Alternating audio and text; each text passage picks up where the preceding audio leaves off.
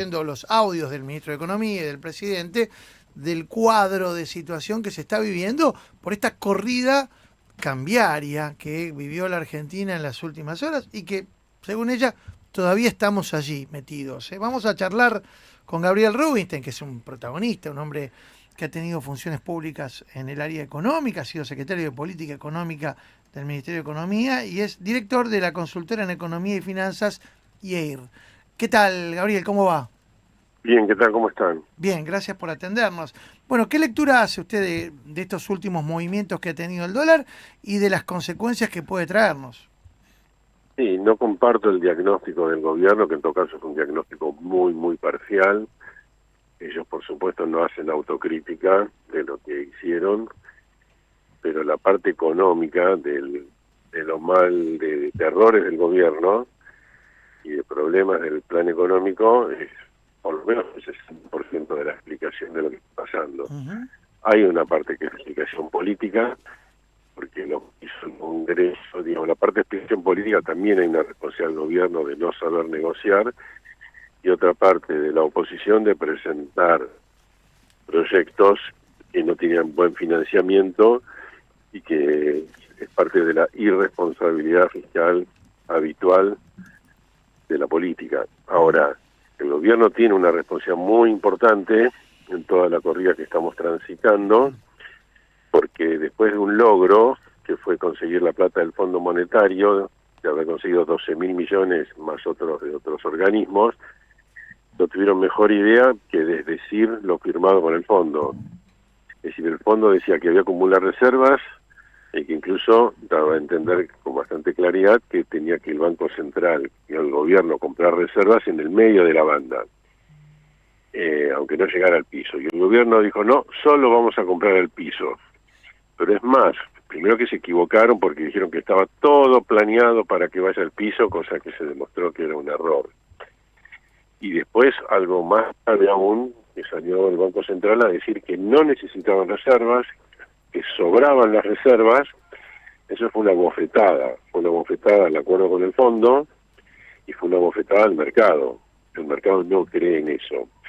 Pues entonces vinieron otras noticias, como la del MSCI, cuando no recategorizó a Argentina, porque todavía hay restricciones cambiarias, hay cepo a las empresas, el JP Morgan que dijo, bueno, mejor desensinar hasta que aclaren, y todas noticias que se montaron en los errores económicos del gobierno. Y después vinieron también los temas políticos que le agregaron pimienta a la situación. Pero el gobierno solo atribuye el problema a la oposición y no asume su propia responsabilidad. Sí, buscando siempre, como bien dice usted, en la oposición política. Ayer también deslizó responsabilidades en tres entidades financieras específicamente, a la que le atribuyó responsabilidad en esa movida, ¿no? Ay, me parece que se nos cortó. Ahí recuperamos. Estamos hablando con Gabriel Rubinstein, un funcionario que tuvo el área económica en el gobierno de Alberto Fernández, pero también estuvo en otros gobiernos él, ¿no? Sí, también estuvo con Labaña. Con Labaña, exactamente, sí. En el gobierno de Néstor Kirchner. Y me parece interesante porque no asume un poco lo que vos planteabas. En ningún momento dice, che, acá hubo también por parte nuestra una macana. No, está claro, y es difícil que el gobierno asuma cuáles son las patas flojas de su programa económico por el cual llevan a esta situación en la cual estamos.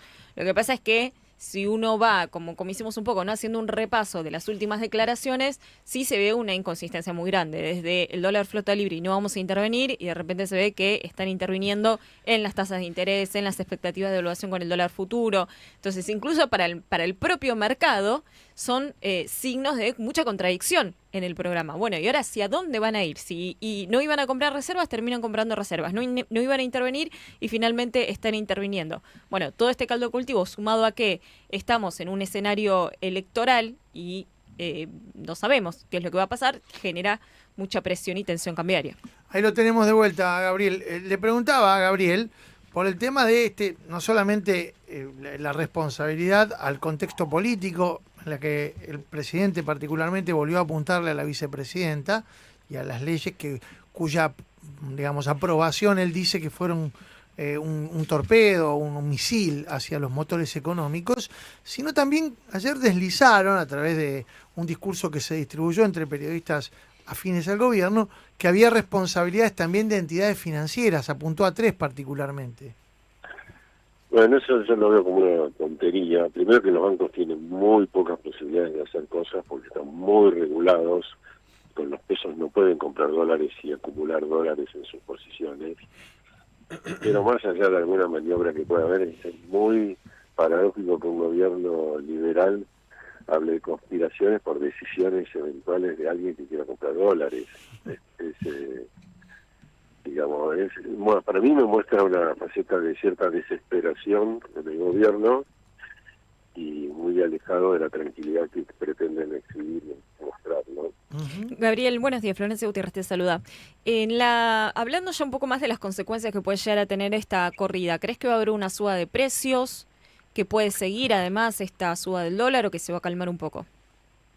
Mira, yo creo que siempre hay vaivenes en esto. Al principio no hubo traslado de precios, ahora en la medida que se va confirmando que el dólar está en un escalón más alto y se puede haber algún impacto en precios, no desorbitante, pero si el gobierno pretendía que vaya a la zona del 1%, por ahí va a 2,5, va a 3 en algún mes, siempre puede haber algún problemita por ahí. Y también está el problema financiero más preocupante, que es que el dólar llegue al techo y que el Banco Central tenga que vender dólares. Es un escenario que no imaginaban, y menos a tanto tiempo de las elecciones. Implicaría vivir en estrés permanente hasta que se resuelva. El gobierno no tiene más remedio que salir a vender dólares a 1.400, pero como tiene pocos dólares, van a decir que tienen muchos, pero tienen pocos. Entonces va a ser un estrés donde todos vamos a estar realizando hasta cuándo va a seguir la corrida, hasta cuándo van a vender dólares. Y yo sospecho que van a mantener las cosas así hasta el fin del periodo electoral, y es probable que después de las elecciones ya haya cambios, ¿no? Y en el nivel de actividad, porque esto es importante, se están convalidando tasas más altas en la economía, eso le puede poner un freno a una actividad que ya tiene bastante heterogeneidad, ¿no? Y sí, y claramente sí, porque tasas más altas, si bien ahora se acomodaron un poco, tasas altas hacen que la gente no quiera tomar créditos, hacen que los que le ofrecen cuotas sin intereses se retraigan. Eso afecta al consumo y afecta a la inversión, no necesariamente de forma dramática, pero no ayuda a que se reactive la economía y más bien entra en un periodo bastante más amesetado, ¿no? Estamos en un periodo donde seguramente va a haber, de aquí en adelante, o de los últimos meses, casi diría, ya mucho más amesetada la actividad. Bueno, sí, y la propia turbulencia cambiaria hace muchos que tengan cuidado o pospongan ciertas decisiones hasta que todo esto se resuelva de una manera satisfactoria. Yo tengo la percepción, ayer lo planteábamos con Jorge Real, que hay también una suerte de interpretación distinta de lo que es una corrida, si el gobierno es de una extracción política o si es de otra extracción política. Me da la impresión que ayer yo veía, a diferencia de lo que pasó en el gobierno anterior, cuando Sergio Massa era ministro de Economía, cualquier movimiento ascendente de la divisa generaba un clima en los medios que ya daba la impresión que se iba todo al carajo y que ya estaba. Mirá, se fue a la mierda. Y ayer nadie hablaba del tema y trataban de minimizarlo. ¿Es más, menos o igual de grave o de complicado o de preocupante estos movimientos a los que les tocó, bueno, a ustedes cuando estaban en gestión, soportar en los momentos en los que el dólar ascendía? No, digamos, es menos preocupante ahora en un sentido general, digamos, no, el gobierno tiene superávit fiscal primario, nosotros siempre tenemos déficit, eso ya genera un cambio significativo en el cuadro general.